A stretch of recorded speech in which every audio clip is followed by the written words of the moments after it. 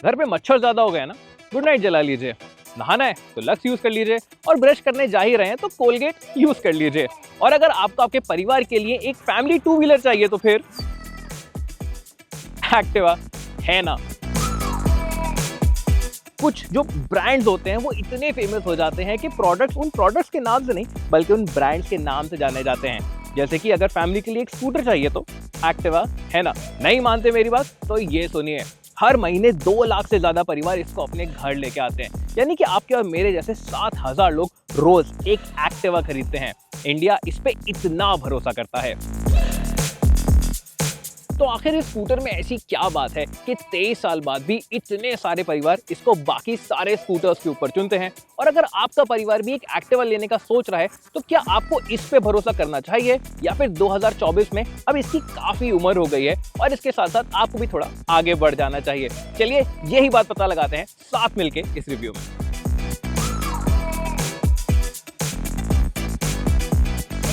अगली बार जब आप रोड पे बाहर निकलें तो ये नोटिस कीजिएगा कि आपको कितने एक्टिवा दिखते हैं। आप चौंक जाएंगे कि ये कितने सारे हैं, लेकिन मेरे बोलने से पहले आपने कभी ये चीज नोटिस ही नहीं करी। और ये इसके लुक्स का कमाल है। 2009 से लेके अब तक इसके ओवरऑल डिजाइन में कोई भी मेजर चेंज आया ही नहीं है। ये बेहद सेफ, सिंपल, जेनरिक और स्टैंडर्ड डिजाइन है, जिसकी वजह से ये खासकर किसी को पसंद नहीं आता लेकिन किसी को भी बुरा नहीं लगता। सिंपल से एलईडी हेडलाइट, साइड में इंडिकेटर्स, एप्रन में एक स्लिम क्रोम एलिमेंट और साइड में तो कोई डिजाइन डिटेल है ही नहीं। रियर में भी बस एक बड़ी ब्रेक लाइट है और कुछ भी नहीं। और हाँ, एक्टिवा में अब अलॉय व्हील्स भी आ जाते हैं टॉप वेरिएंट में, जो कि अभी हमारे स्कूटर में नहीं है क्योंकि ये थोड़ा सा पुराना वाला है। इसके अलावा एक्टिवा के लुक में कुछ बात करने के लिए मानो है ही नहीं, इसलिए तो शायद परिवार के सभी सदस्यों को इससे कोई भी आपत्ति नहीं होती। लेकिन इस स्कूटर की एक बात जो मम्मी डैडी दादा दादी को बेहद पसंद आती है वो है इसकी मेटल बॉडी। लोहा, लोहा, प्लास्टिक, लोहा, लोहा, पीछे नो लोहा। अब इस लोहे का कोई डायरेक्ट फायदा तो है नहीं, बल्कि लंबे टाइम के यूज के बाद इस पे डेंट्स और पड़ जाते हैं। लेकिन हो सकता है कि उन लोगों का मानना हो कि ये लोहा है तो तगड़ा है, और इस थ्योरी को डिस्प्रूव भी कैसे करें क्योंकि ये एक्टिवा सालों साल चलता ही रहता है। ऊपर से इसका जो वेट है वो भी ज्यादा नहीं है, कंपटीशन के बराबर ही है। तो आपका एक्टिवा दिखने में किसी को भी बुरा नहीं लगेगा क्योंकि शायद उसको कोई नोटिस ही नहीं करेगा। लेकिन आप एक बात का ध्यान रखिएगा, जब इसको किसी पार्किंग लॉट में पार्क करें तो ध्यान रखिएगा कि कहाँ पार्क किया था, नहीं तो इसके खोने के चांसेस बहुत बढ़ जाते हैं। और मैंने तो ये भी सुना है कि एक एक्टिवा की चाबी से कई और एक्टिवा भी खुल जाते हैं, तो थोड़ा सतर्क रहिएगा। एक्टिवा पे बैठना भी बड़ा ही आसान है। जो छोटे हाइट के लोग होंगे उनके पैर भी आसानी से नीचे पहुंच जाते हैं क्योंकि जो सीट का आगे वाला पोर्शन है ये पतला दिया गया है। और ये जो सीट भी है ना, ये ज़्यादा सॉफ्ट नहीं है, थोड़ी स्टिफ है।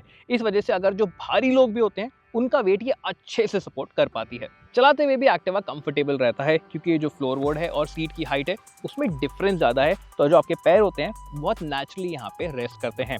हैंडल बार्स जो हैं वो भी आपको अच्छी रीच में मिल जाते हैं, ग्रिप उन पे अच्छा लगता है। और जो लंबे लोग होंगे उनको भी ये स्कूटर से टाइट टर्न लेते हुए घुटने से टकराने वाली दिक्कत ज़्यादा नहीं आने वाली। तो एक्टिवा को चलाना भी काफ़ी आसान रहता है। पिलियन के पास भी यहाँ पे अच्छी जगह मिल जाती है। सीट थोड़ी स्टिफ है इसलिए सपोर्टिव भी फील होती है और ग्रैब रेल्स भी पकड़ने में आसान है। ऊपर से ये पिलियन को सपोर्ट भी करती हैं। और फिर फाइनली आते हैं नीचे सेट करे गए फुट पैक्स, जिनकी वजह से जो आपके पैर हैं वो एक नेचुरल सिटिंग पोजीशन में रहते हैं और पिलियन भी कंफर्टेबल रहता है। एक्टिवा पे बैठना एक इजी चेयर पे बैठने जैसा फील होता है, कंफर्टेबल है और नेचुरल लगता है। लेकिन एक दिक्कत है और वो ये है कि जब आपको इसको सेंटर स्टैंड पे डालना पड़ेगा तो इसमें बहुत जान लगती है। जो बाकी स्कूटर्स होते हैं वो बड़ी आसानी से ऊपर आ जाते हैं और सेंटर स्टैंड पे चले जाते हैं। एक्टिवा में आपको थोड़ी कसरत करनी पड़ेगी। स्टोरेज के मामले में एक्टिवा थोड़ा डिसअपॉइंट करता है। हाँ, इसका जो फ्लोर बोर्ड है वो तो डिसेंट साइज का है, लेकिन अंडर सीट स्टोरेज बहुत ही डिसअपॉइंटिंग है। अगर आप एक हेलमेट यहाँ पे रखते हैं तो उसके अलावा यहाँ पे कुछ भी रखने की जगह नहीं बचेगी। अब जुपिटर जैसे स्कूटर्स में पूरी सीट के नीचे पीछे तक जगह मिल जाती है सामान रखने के लिए, तो एक हेलमेट के बाद वहां पे आप अपनी सब्जी, ग्रोसरी, सामान आराम से रख पाएंगे। एक फैमिली स्कूटर ना दी फैमिली स्कूटर के लिए सिर्फ इतना सा स्टोरेज स्पेस मिलना डिसअपॉइंटिंग है। इतना ही नहीं, यहाँ पे फ्रंट में भी कोई स्टोरेज पॉकेट नहीं आती जहाँ पे आप क्विक एक्सेस के लिए कोई अपना छोटा मोटा सामान रख पाए। सामने ये एक हुक तो आता है, लेकिन ये बाकी स्कूटर्स जैसे फोल्ड नहीं होता और सीट के नीचे भी बस एक बैग लटकाने के लिए हुक ही मिलता है। 23 साल हो गए हैं इसको, अब तक तो इसमें बेटर स्टोरेज ऑप्शंस आ ही जाने चाहिए थे।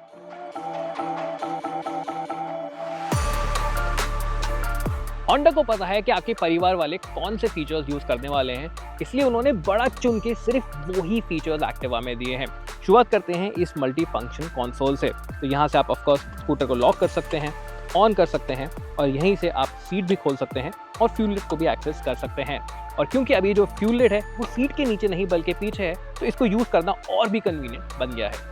अगर आप इसका स्मार्ट वेरिएंट लेते हैं तो आपको उसके साथ एक स्मार्ट की भी मिल जाती है, जिसकी मदद से जैसे कि गाड़ियों में होता है, चाबी को आपको सिर्फ पॉकेट में ही रखना है और जब तक वो स्कूटर के पास है तब तक आप इसको लॉक अनलॉक कर सकते हैं, ऑन करके चला भी सकते हैं और सीट और फ्यूल लिड को भी एक्सेस कर सकते हैं।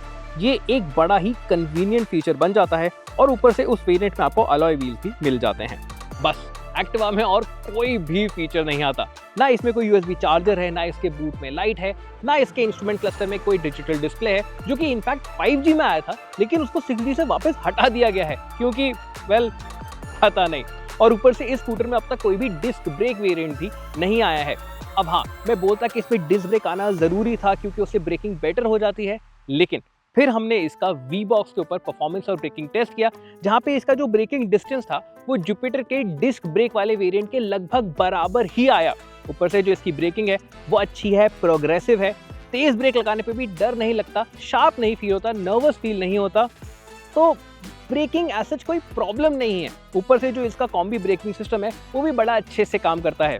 तो डिस्क ब्रेक मैं किस हक से मांगू? एक्टिवा में अब आपको वो स्मूथ स्टार्ट होने वाली टेक्नोलॉजी भी मिल जाती है।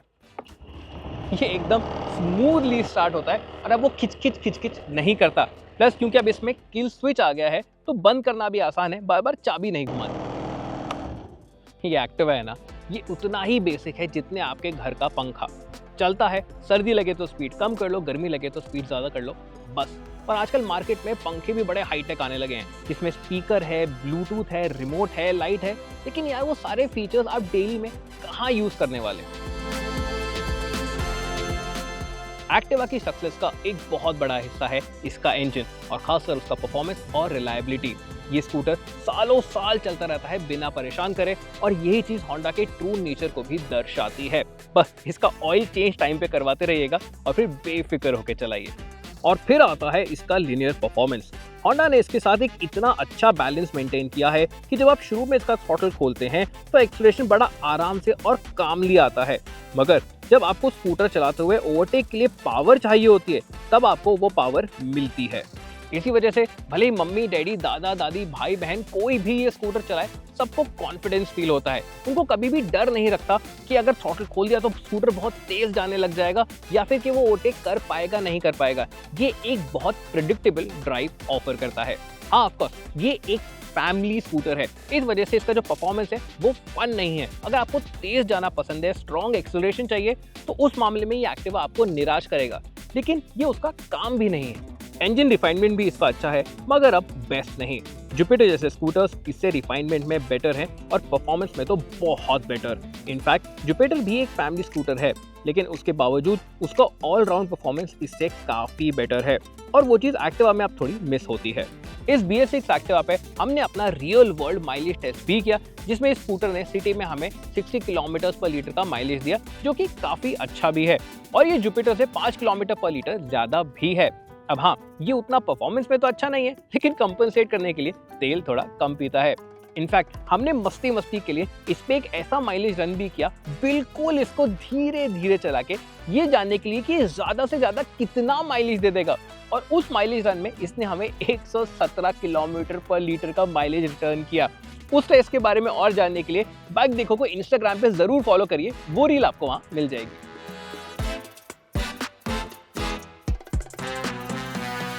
टेलीस्कोपिक फ्रंट सस्पेंशन के आ जाने से एक्टिवा का कंफर्ट फैक्टर बढ़ गया है। पहले की तरह फ्रंट ब्रेक लगाने से ये बार बार सामने से कूदता नहीं है और जिसका सस्पेंशन भी है ना, उसको सिटी के अंदर स्लो स्पीड पे एकदम कंफर्टेबल रहने के लिए ट्यून किया गया है। तो एज लॉन्ग एज आप 30-40 की स्पीड पे ही चलते हैं, स्पीड ब्रेकर्स पे धीरे हो जाते हैं, गड्ढों को थोड़ा आराम से लेते हैं, ये सस्पेंशन आपको अच्छे से कुशन करता है और सड़क की खराबियों से अच्छे से बचा के भी रखता है।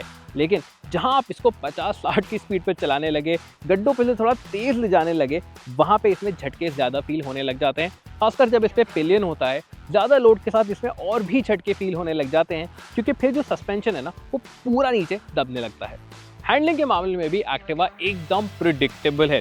ट्रैफिक से लेफ्ट राइट करके आप उसको काट सकते हैं, अपने लिए खुद एक जगह बना सकते हैं, और ये कभी भी आपको नर्वस नहीं करता, क्योंकि ये ज़्यादा स्पोर्टी नहीं है, ज़्यादा शार्प फील नहीं करता, एकदम से टिप नहीं करता, बिल्कुल आराम से गैप में जाता है। तो भले ही परिवार का कोई भी सदस्य इसको चला रहा हो, ये हमेशा कॉन्फिडेंट और सेफ फील करता है।